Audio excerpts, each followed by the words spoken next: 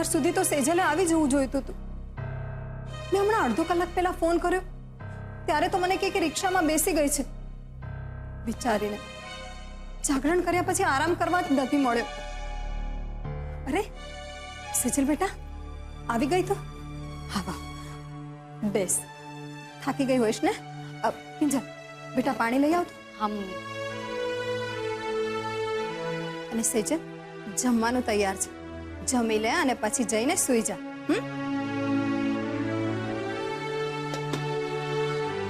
લે સેજલ પાણી. થેન્ક્સ. એક જાગરણનો અને આજનો દિવસ મને લાઈફમાં ક્યારેય નહીં ભૂલાય. મને પણ. સેજલ એક વાત પૂછું? ક્યાંક આ બધું કરાવીને માસૂક અંકલ આપણી સાથે કે પછી તારી સાથે કોઈ રમત તો નથી રમી રહ્યા ને? તું કહેવા શું માંગે છે કિંજલ? અરે આ બધું મેં મારા માથે ન લીધું હોત ને તો પપ્પાજી અત્યારે જેલમાં હોત. પણ અત્યારે બધું ઠીક છે. એમણે કહ્યું છે કે બધું જ મેનેજ થઈ જશે. અચ્છા, એટલે આપણી દુકાન પણ માસૂક અંકલ આવીને ખોલાવશે? એ બધું મને નથી ખબર કિંજલ. એક કામ કર ને, તું જ જઈને પૂછી આવ ને.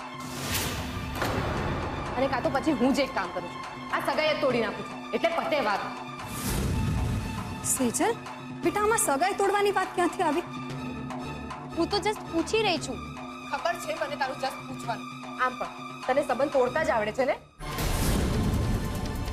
જોડતા તો તું શીખી નથી. સેજલ, સેજલ બેટા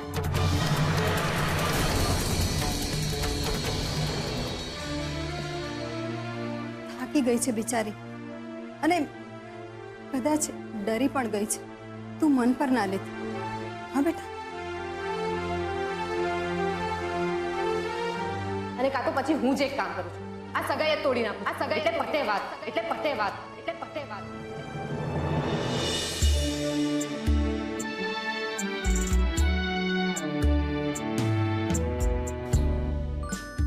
આમ પણ તને સંબંધ તોડતા જ આવડે છે ને? સંબંધ તોડતા જ આવડે છે. જોડતા તો તું શીખી નથી. જોડતા તો તું શીખી નથી. જોડતા તો તું શીખી નથી.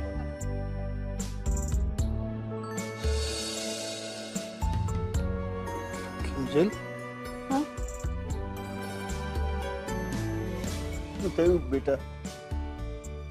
કઈ નહીં, બસ આમ જ. તું થાકી ગઈ છે. ચાલ તારી રૂમમાં જઈને આરામ કર. ના પપ્પા, ઊંઘ નથી આવતી. તારી પેલી ડાયરી લખ. ડાયરી? પપ્પા, જે દિવસથી પેલું ડાયરી વાળું પ્રકરણ થયું ને એ પછી તો મને ડાયરીને ખોલીને લખતા પણ ડર લાગે છે. પપ્પા, કેટલું બની ગયું ગઈકાલ રાતથી આજ સુધીમાં. પપ્પા, કેટલું બની ગયું ગઈકાલ રાતથી આજ સુધીમાં. તમારે અમારી સાથે માસુકભાઈની ઓફિસમાં આવવાનું છે.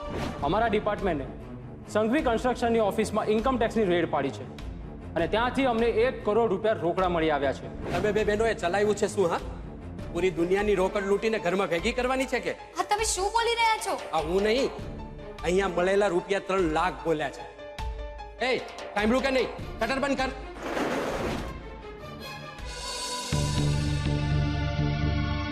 અને હા પપ્પા, આ બધામાં મારે તમને એક વાત કહેવાની તો ભૂલાઈ જ ગઈ. પપ્પા, રેડ પડીને એ પહેલા આપણી દુકાને સુશાંત આવ્યો હતો.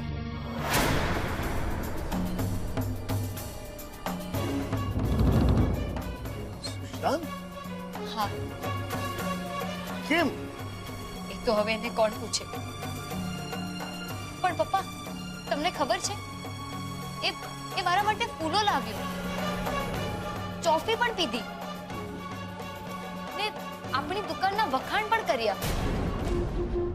પપ્પા, કાંઈ નથી સમજાતું કે એ આમ અમેરિકાથી પાછો શું કામ આવ્યો હશે.